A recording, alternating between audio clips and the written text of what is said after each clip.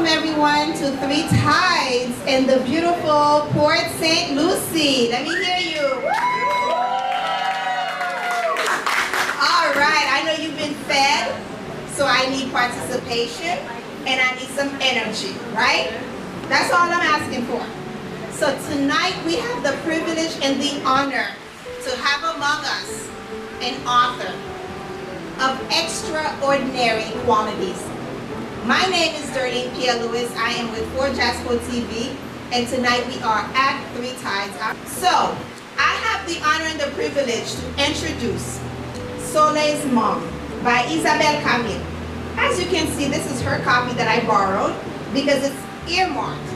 You know how authors do their thing, right? You've ever got a book and it's so good, you have all the, they call them dog ears, where you have the pages bent back. That's when you know the book is really good. So I have not had the privilege and the honor of reading your book, but I see all these dog ears, and I'm excited and I'm ready to find out more what this book is about. So you'll have the opportunity tonight to ask questions. You'll also have the opportunity to get a signed copy. So Miss Isabelle Camille is going to read excerpts from her book, and you'll have the opportunity to get transported. You know, a real book will take you out of your normality. You've ever got locked in a book and you forgot you were on Earth, or you forgot you were in Florida? So ladies and gentlemen, without any further ado, I give you Isabelle Camille, Soleil's Mom.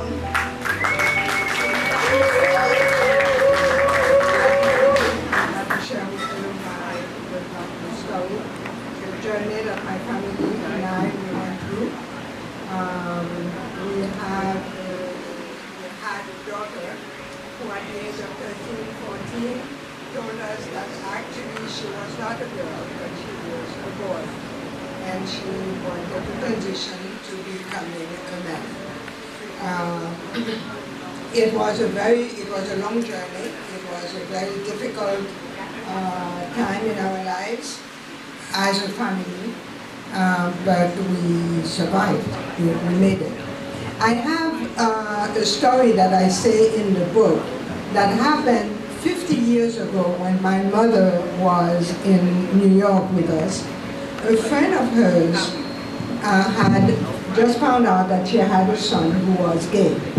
And her talking on the phone with another friend, their response was, "Oh my goodness, it's as if Marie has a cercueil in her living room." This is how they saw the idea of someone being gay. And not too long ago, about 3 months ago, I was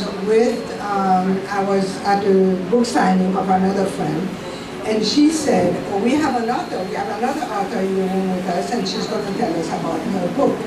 So I did, and I told them the story of the book and so on. And at the end, everyone was, congratulations, congratulations, that was so brave of you to tell that story. But one woman came and said to me in my ears, "Oh my goodness, I wish you condolences." So I'm thinking, here we go, 50 years ago, someone is still seen as someone who's dead. And this is, at one moment, I did feel, you go through many emotions, you go through many steps in the process of accepting this child. And yes, some people have told me, what you have to realize is that Soleil is dead, and now there is another child that has, and I have to say, no, Soleil is not dead. Soleil is definitely part of me. Soleil is part of this person that she has become, Sky. And to us, in our lives and our family, Soleil is among us. Soleil is there with Sky.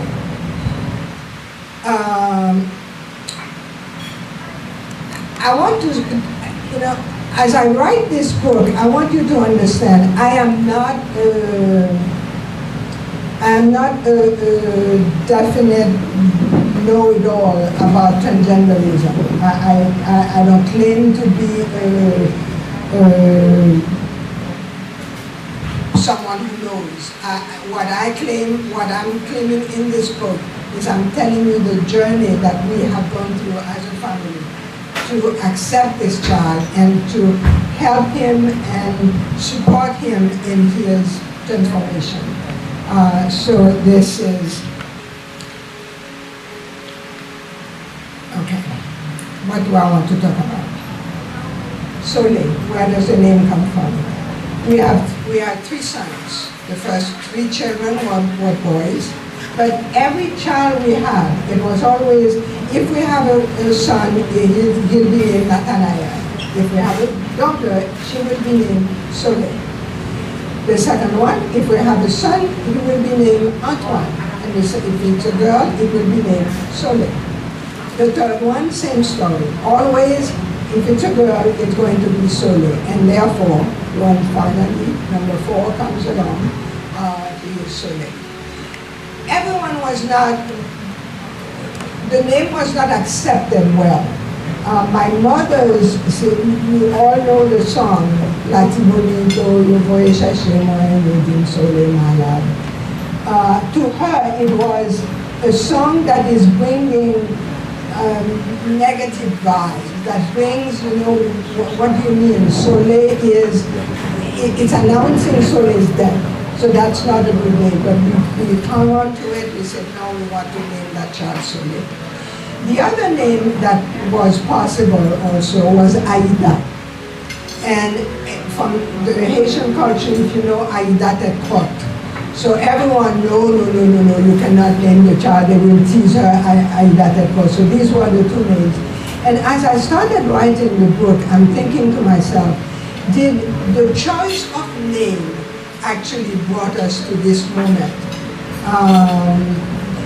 Aïda in the Haitian culture, Aïda stands for rainbow, and a rainbow and other things. But one of the significance of Aïda in Haiti is rainbow. And he is a child who is in the LGBTQ, the rainbow.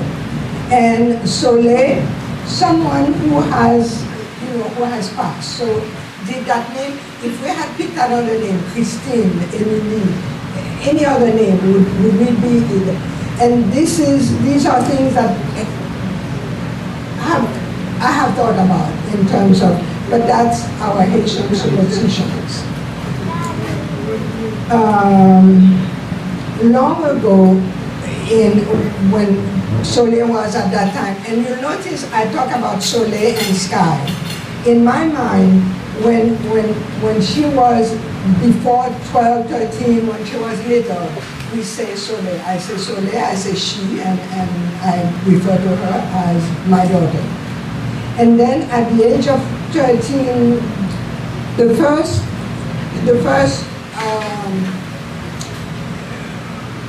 report was that she felt she was a lesbian. And I found out about this. One day I'm cleaning her room and a journal was open on her desk. And in the journal she was talking about how she felt that she liked to hold her girlfriends a little longer and so on. And I thought, oh no, Soleil is gay. That was a shock.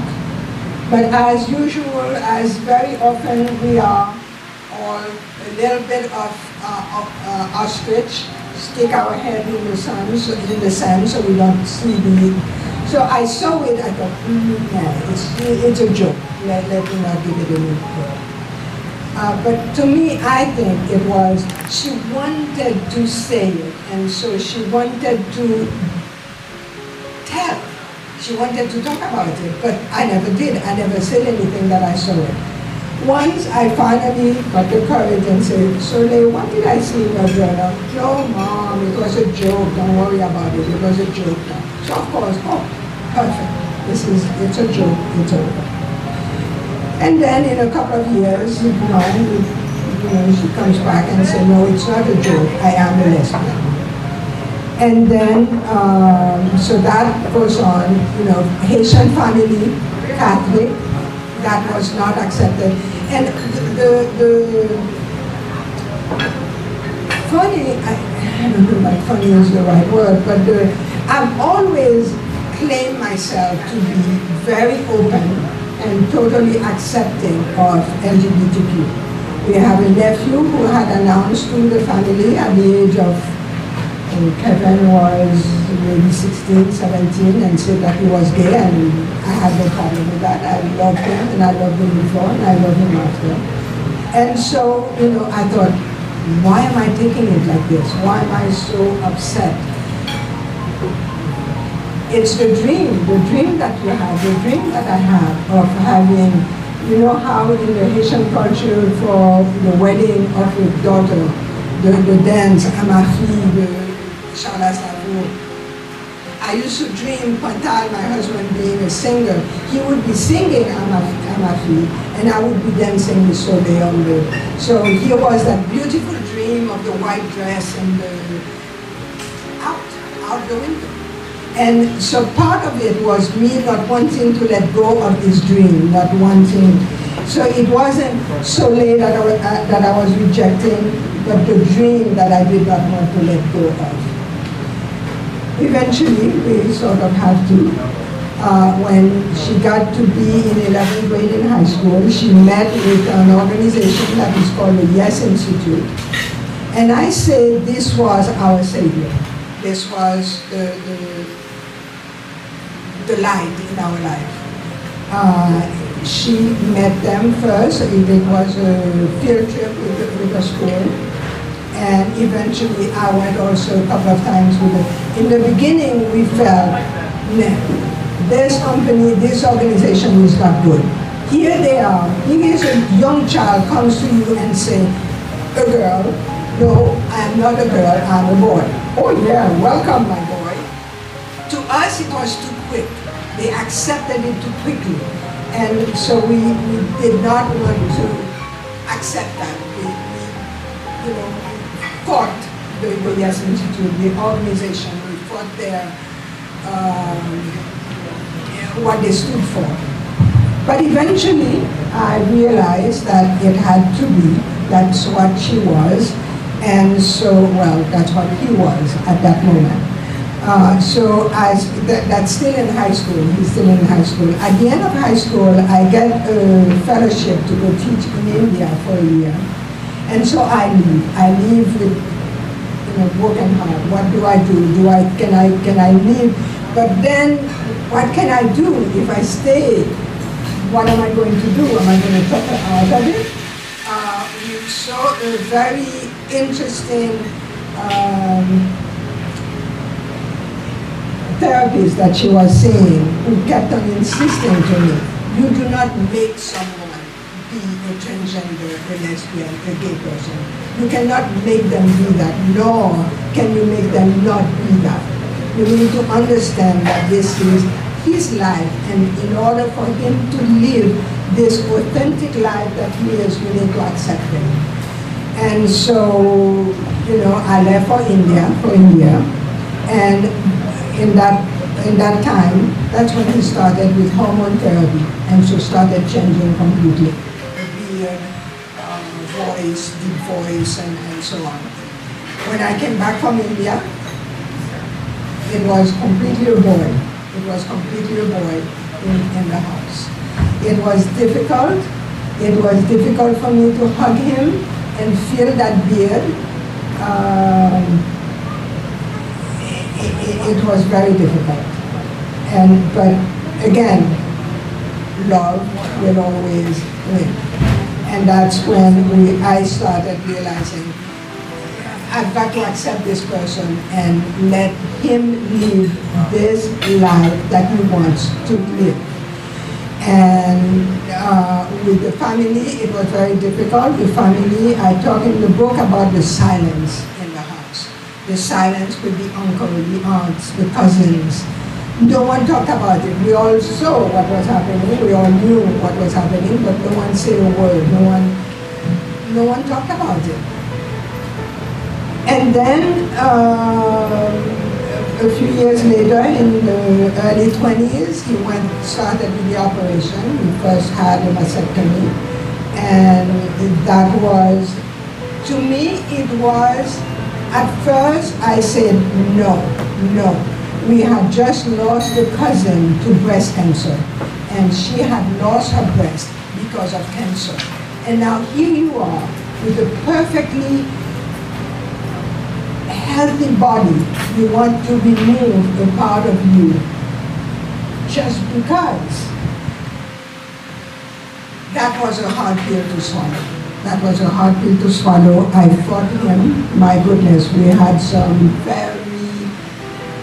not very proud moment on my part. But he stuck to his gun and he had the operation. And that's sort of when, we realized the family, we have a boy.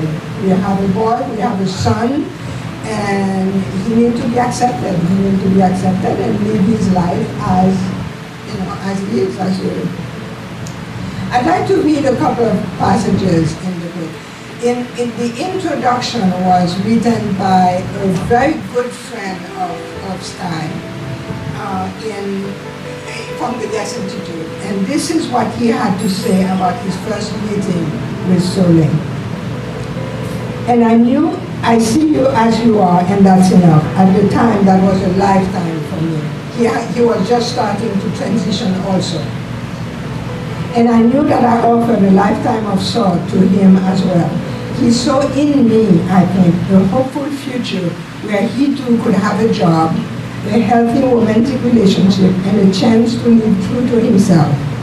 In that initial meeting, I didn't question Sky, challenge him, or demand evidence, but rather created space for him to experience being seen for the first time without needing to pretend. In that moment, Sky came to life, witnessing that awakening is something I will always treasure.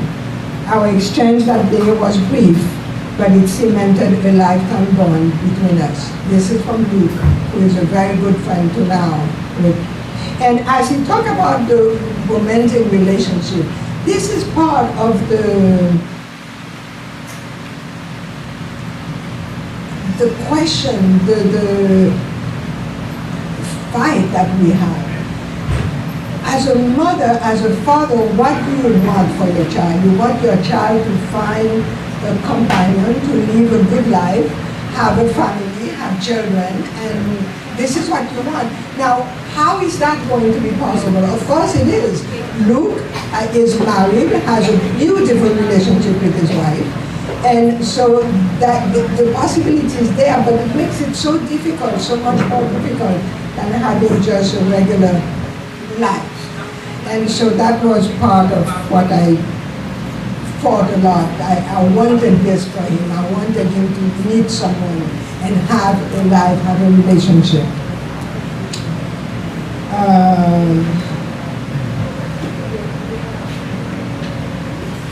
We talk about homosexuality as something perverse, something dirty. This is what many people see it as. Now let's see that for a minute. How difficult the life of a homosexual can be. How difficult is it? How would someone wish to have that kind of a life, this difficult acceptance of society? Everywhere you go, people look at you. You sort of the odd one out. You have, within your family, you have difficulties. Outside, you have difficulties. Why would someone want this if it wasn't something that was deep in them? This is how they are. And more and more we started realizing it and understanding and accepting. This is it. This is who we have.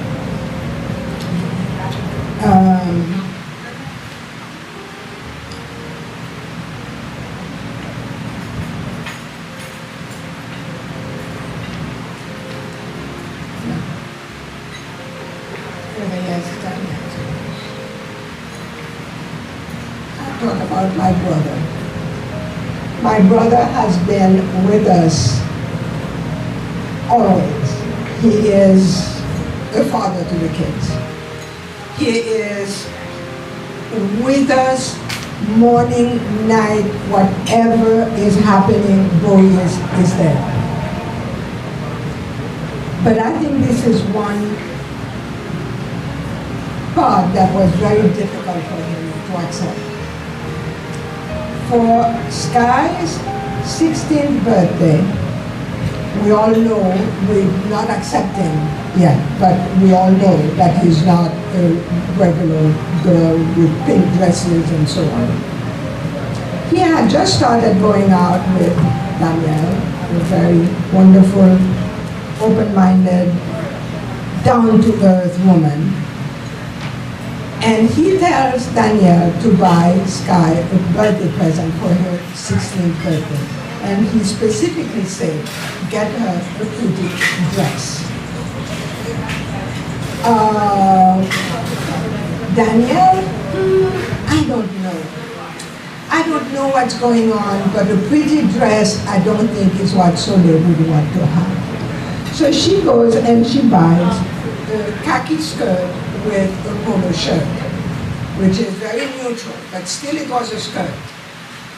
They come, she opens the present, and everyone, oh yay, you have to try it on, you have to try it on. And I will forever and ever apologize to this child of mine, because I also sat in that living room and insisted that she goes and put on that skirt, when obviously this is not something she wanted to do.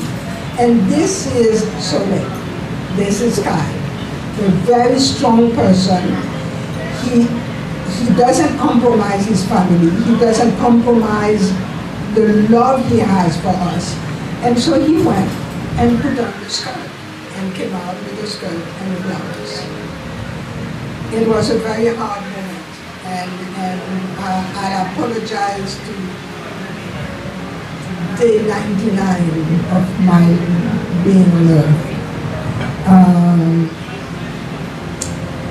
For another situation with a dress, for a cousin of ours was getting married, and it was going to be a big boy in the family. Everyone was coming from everywhere. And so they decided, I am going dressed as a man, in a men's suit. No, you're not. Over my dead body, you're not wearing a suit to that wedding. You can wear a woman's pants and a shirt, but you're not wearing a men's suit. Yes, I'm wearing a men's suit. And if I can't wear a men's suit, I'm not going. It would be unfortunate because the whole family was going to be there, but too bad, you're not going. And then an aunt of mine, an older woman, very Catholic, very religious, forever, into her church, into her God. She looked at me one day and said, and that was my awakening moment. She looked at me one day and said, Isabelle, do you realize that no matter how much you love that child, God loves him more? So you mean God accepts this? God loved this person, and therefore, who am I to not accept this?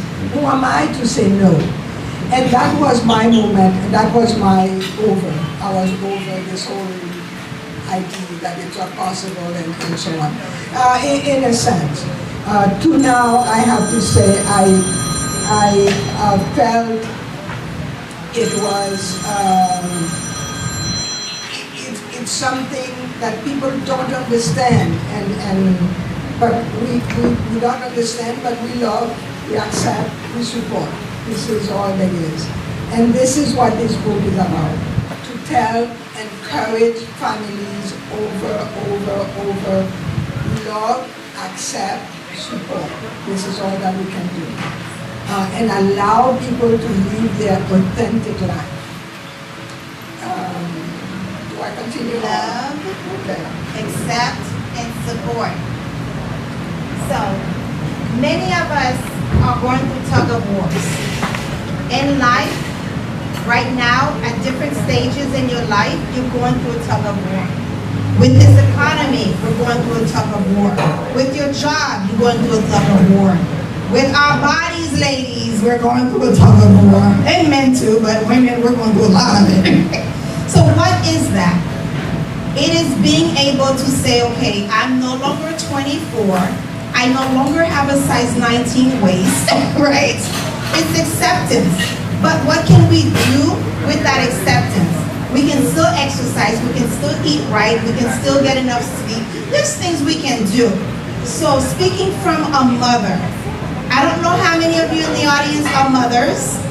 I don't know how many of you are fathers. And I don't know how many of you are parents. There's a difference. You can be a mother, you can be a father, and you can be a parent. So you had a lot of tug of war moments. I want you to forgive yourself and move on. Because you loved and still love your child. Because I believe the Bible says, raise up a child the way he should go. The way he or she should grow. A lot of times as parents, we have this aspiration for our kids. We want them to be doctors and engineers and lawyers, but that's not what they want. They might want to be a fisherman because they enjoy catching fish and cleaning it and cooking it and eating it. We enjoy eating. So this book, to me, is not just an honor of the acceptance and the love that you gave your child, that you're still giving your child. It's your own tug of war that you went through. And a lot of people are going through various shades of tug of wars, and they need to face those. So I have the honor and the privilege of bringing Sky. So Sky, in his own words, briefly, he already told me briefly, is going to just say a little something. It is our time to accept, to love. Love is not the way I want to love this person, it's the way that person needs to be loved.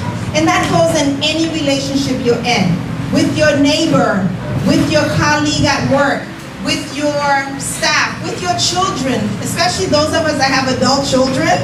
We're having a tug of war battle because they don't need us to hold their hands like when they were 5 anymore, because they can drive, they have beard, they have voices. I remember the first time I called my house and my oldest son answered the phone and I thought I dialed the wrong number. He answered the phone like, hello? I'm like, wait a minute, I left the house this morning, and now it's hello. So, the floor is yours. So should I say the mic is yours? Thank you. And great job, Mom. Great job. Thank you, everyone, for having us here tonight. Just incredibly briefly, throughout the process of my mom writing this book about our family's journey, it also put me to have to go through the history and remember beyond what we all went through. And if it's not apparent by now, I am Sky. The book is about our journey as a family and specifically about my transition from female to male. And there was one moment in my history where the therapist told me, Sky, you know, it took you about 16 years to accept yourself. Isn't it fair that you give your family and friends the same amount of time? And I gotta tell you, at 16, 17 years old, I looked at that woman like she was crazy. And I told her, no. As a matter of fact, it's not okay, and they need to accept me right now. You understand? But, however, at 33 years old or 34 years old now, and before then, I did realize that it took a moment for me to become who I am, to become who I am today.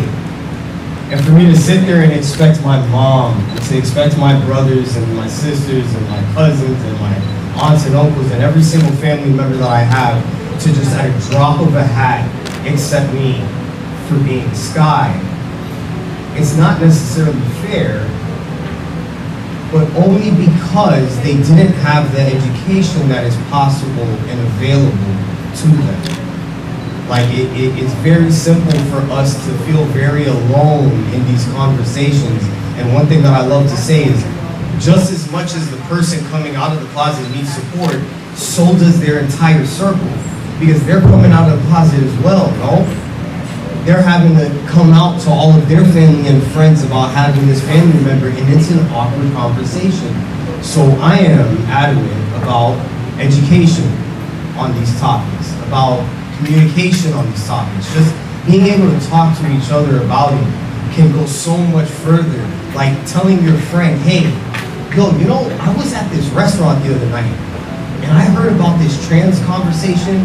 I don't know much about it. I don't even think I accept it, but I heard about it. That alone, you don't even know that friend might have a friend that's dealing with this topic. And then boom, you just open the door saying, hey, I'm available for you. I'm available to talk to you. I'm an open ear. And for me, that's what my mom did with this book. She poured her blood, sweat, and tears into it. And I was a testament of that and watched it happen in real time. And Mom, I just love you. I appreciate you. I am grateful and awed by your courage to do this. And just thank you for being the best role model I can ever have.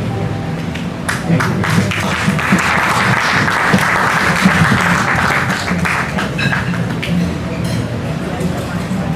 So the tug of war is not just going on with the person battling this urge, this change, this differenceness.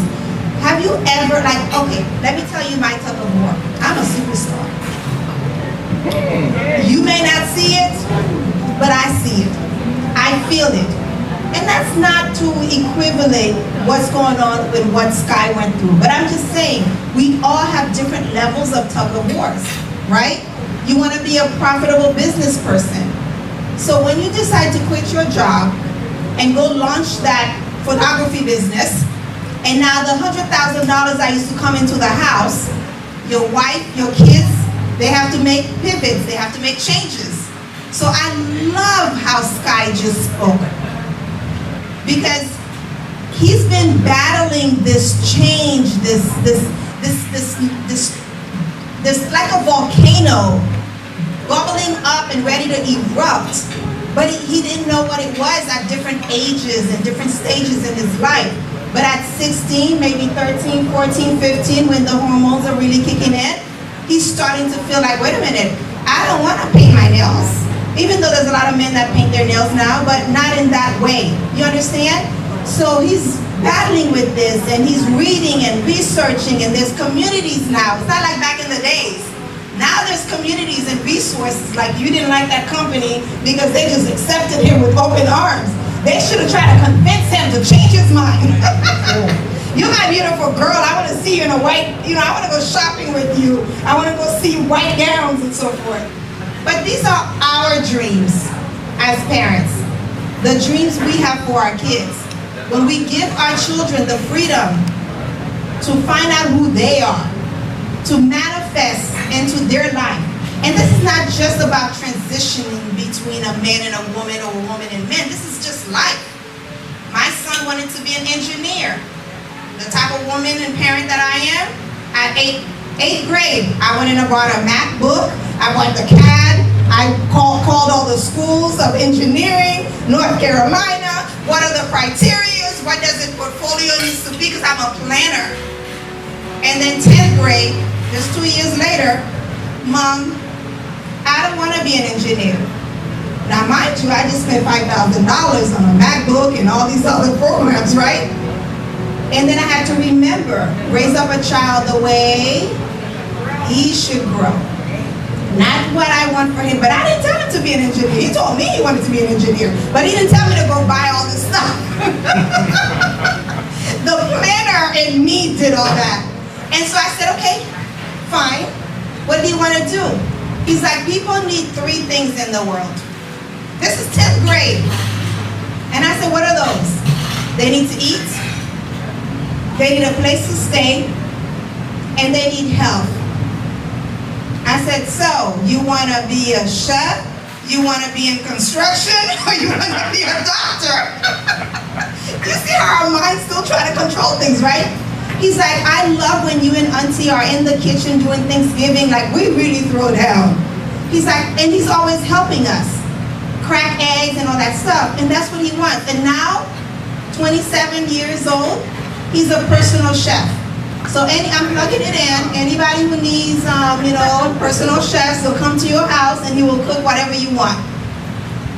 I love your courage.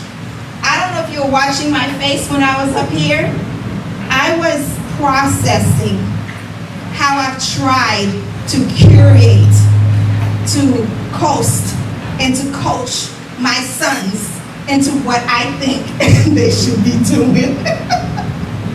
With their guidance, of course, but I get in the driver's seat forgetting that it's their car, it's their life that they need to drive. So, I know the audience might have questions for you, and I know you might have other excerpts, so it's not about me tonight, it's about Isabelle Camille and her love And the community. and the community. And I love, Sky, that you were able to listen to your counselor, your therapist. You going through the process of grieving Soleil, to raise up and to birth Sky. You did the 7 stages of denial and death, and you went back and forth, the 7 stages of grieving. You grieved, and you were ready. But then you expected everybody, like, hey, ladies and gentlemen, I am ready to be a superstar. You better just listen to me right now. I'm ready. They don't know who you are. Because 16 years they knew you as Soleil. And now all of a sudden you're a different person. Even though they probably saw changes. I know moms, we're very intuitive. We see things. And she read your journal. Next time put a lock on it and hide it, not under the bed, okay? So if anybody has any questions, there are plenty of books here that Isabelle has brought in. She will sign them for you. But if you have any questions about the process, not just the process of writing the book, but the process of living the book. Because the book is not a story, it's not a fairy tale, it's what actually went through, what the family went through. So if anybody has any questions, I'll come around with the mic and ask your questions, and then you will answer. But also too, if there's any more, because I see your book is marked, if there's any sections you want to cover, that's fine. Ladies and gentlemen, the floor is open to you. Anybody has any questions, comments? How did this talk make you feel? What are the tug of wars going on with you right now?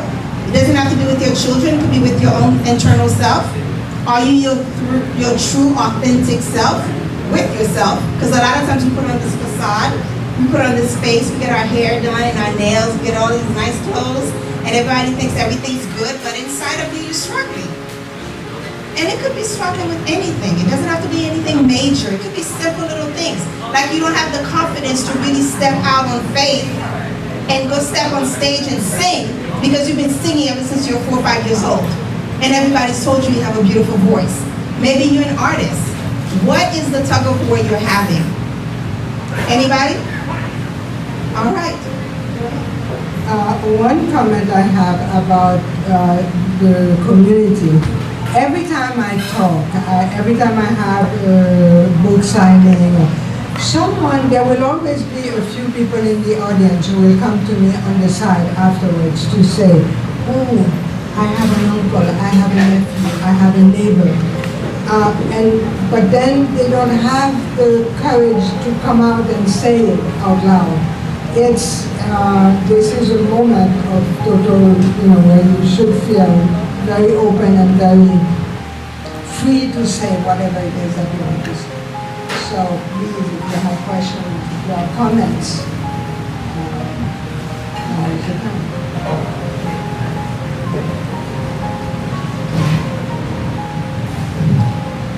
Good evening, everybody. My name is Clemens Camille. I was sitting here listening to you and listening to Sky. I'm from Haiti. I was raised with Haitian parents. I grew up in Haiti, but I came here in '62. I got used to the mentality and the difference here in America. We feel over here about gay and lesbian compared to when you're from Haiti. I used to say personally, thank God I didn't have a son who came out gay. If I couldn't hurt him, I think I'll probably find a way to poison him. That's how serious I used to be with them. But I just retired from Amtrak almost 29 years. And 90% of my coworkers were gay and lesbian. sometimes we have a crew of 12. Sometimes I'm the only one straight. Everybody's getting lesbian. But how I got used to them, they used to respect me and accept me as I was. And by the way they carry themselves around me and towards other people, I learned to respect them and started to understand a lot about them that not only I didn't know, but I didn't accept or respect either. Matter of fact, I used to stay away from them. I used to always be alone because I said, no, that's not for me. But I got used to them. I retired about 3 months ago. They're calling me in my house. Hey, boo-boo. I started laughing because there's nothing wrong with them calling me because we got used to that when we used to work.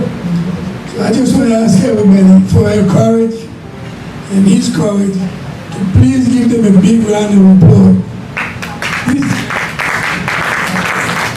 This wasn't easy for both of them, but they did the best they could, and I guess they finally got accepted. So congratulations to both of you.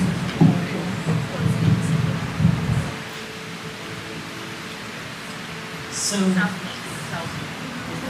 we talk about the Haitian culture and how things are perceived within our culture as far as gender identity. I've always considered myself liberal, and then as I am presented with things, I'm surprised by my reaction, okay? And I'm a little disappointed in myself by my reaction because things were not as black and white as I thought they should be. I was never blessed with children, but I could never understand parents that can look at a child that they were blessed with, the responsibility that God gave them, and for them to look at that child and say, I'd rather see you dead. And unfortunately, I've heard that, and I've seen that, and it saddens me to the core.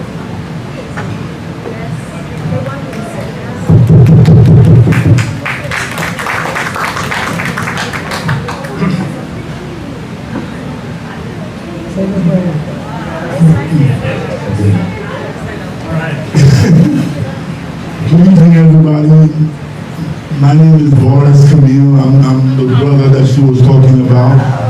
And I think something very important that we need to talk about is that this story is about love. Okay? Because when you have people that you love in your life, you need to know how to help them to grow as they are. And I think that's what my brother-in-law and my sister did with Sky. And I love them to death. And way to go. All right. That's truly all that I have to say.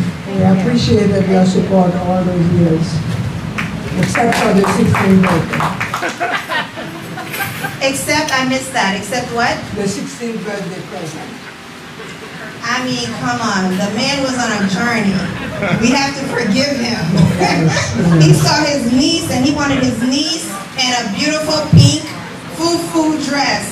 Even as a girl, I didn't like those pink foo-foo dresses, so I feel you, Sky. Anybody else want to share? Comments? Question? We're good? All right. Well, let me say something from the book. At times when you are caught on live like this, it's difficult to remember all that you have to say. But one of the stories she shares is when Soleil was born, she was thinking of all the different stories in her life, how for their wedding, Pantal, the father, is a singer. So how he was going to sing the song Amafita for her.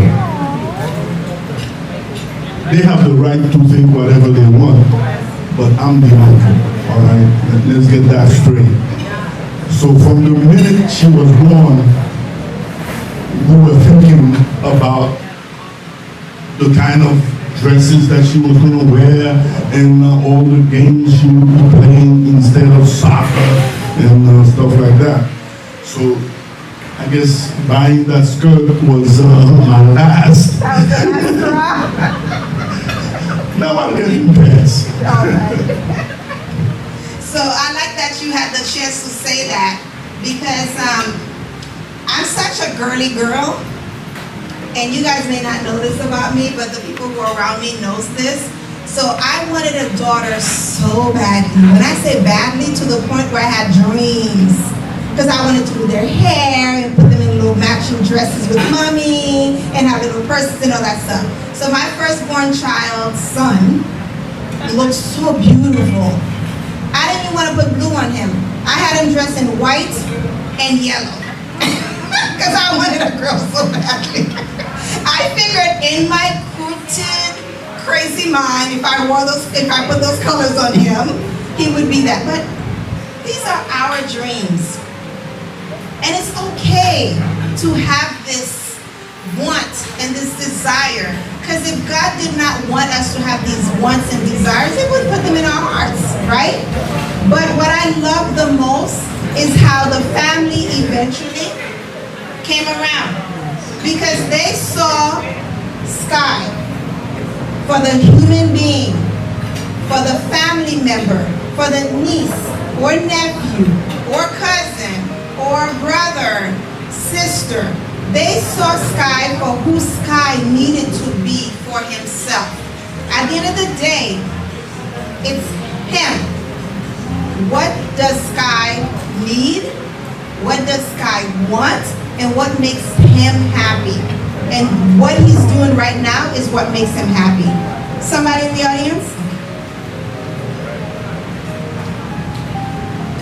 Okay, just a comment and one question. As Haitians, one thing that has always been very difficult for in our community is acceptance. Whether you are gay or been transgender, we never really accepted it. Because I remember one of the best friends of the family, who was an artist in Haiti, he was never accepted. And he was simply a beautiful individual as a human. But he would not give me a paint. I tried to get one, wouldn't give it to me. But my question, one of these paintings, as expensive as they were? But my question to you is, what helps you navigate through this process? The realization, the knowledge that he was not going to be happy, he was not going to live a full life if we didn't accept him. And that wasn't acceptable to me. To me, my son, my child had to be close by, had to be in my life. And if I didn't accept that, he wouldn't be in my life. And that wasn't acceptable. So we did. There are still family members who are not exactly all into this whole idea. And it's okay. And it's okay with him, which is the best, that he understands if you can't accept it, oh well, this is his life. But I think that was the knowledge that if we didn't accept it, he would not be part of our lives. And that was not acceptable for me. He had to be in my life. There are a lot of families, and Kiki, I'm sorry, I can't remember your real name because I know you're comic. He's a comedian, so Kiki is how I know him. So Kiki was saying earlier that he said he wished that he's glad that he did not have a son that was gay. So it triggered a story. When my youngest son went away to college, he was in New England, up in New Hampshire area.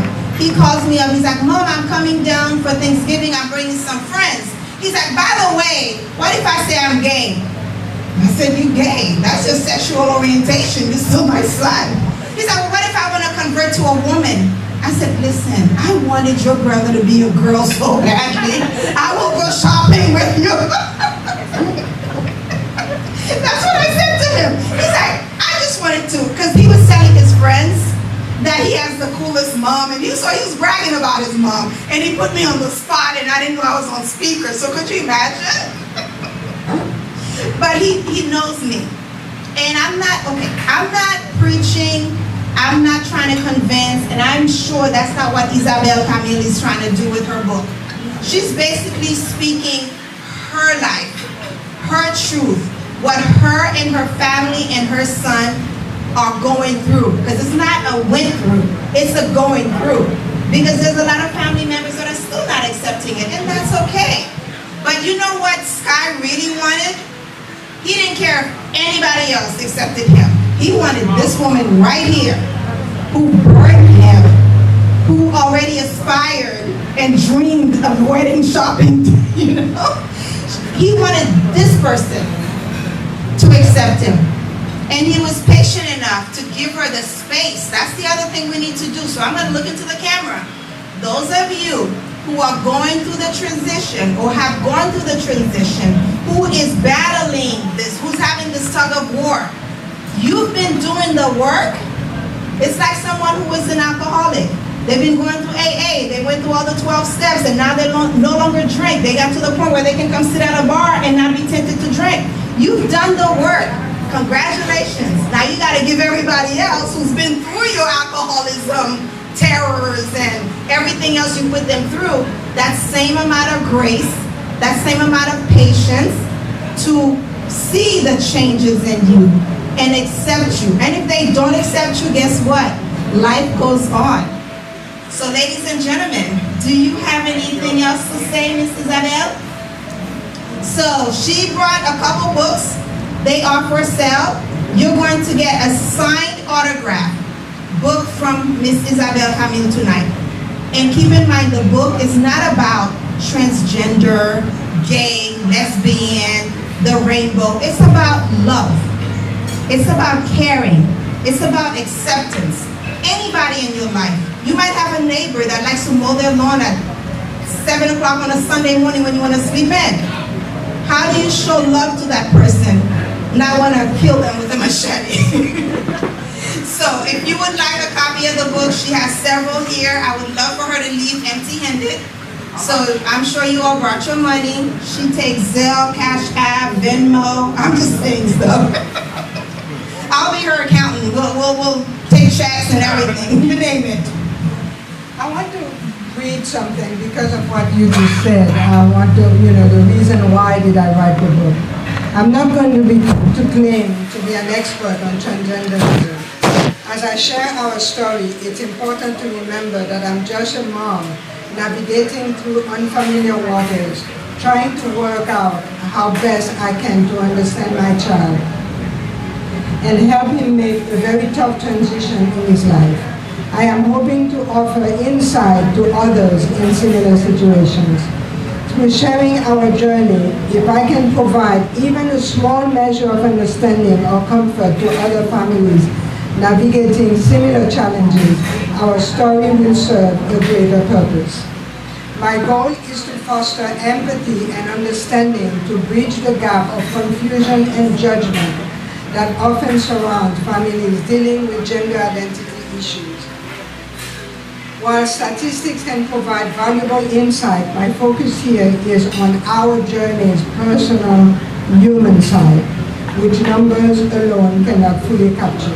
Yes, we've had to deal with the deep despair that made our Soleil want to turn off this bright light that she's given off from birth. And if it means acknowledging that our Soleil is gone, and now a young man has been introduced into our lives, I am in. This is the reason for the book.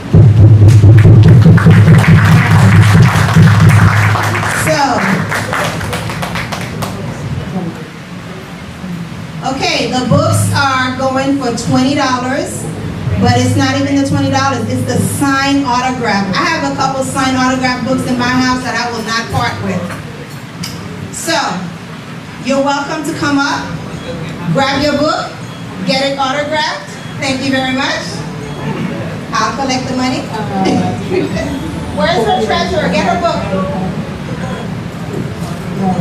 Yeah, he's got it. You want a book? apart from the Here,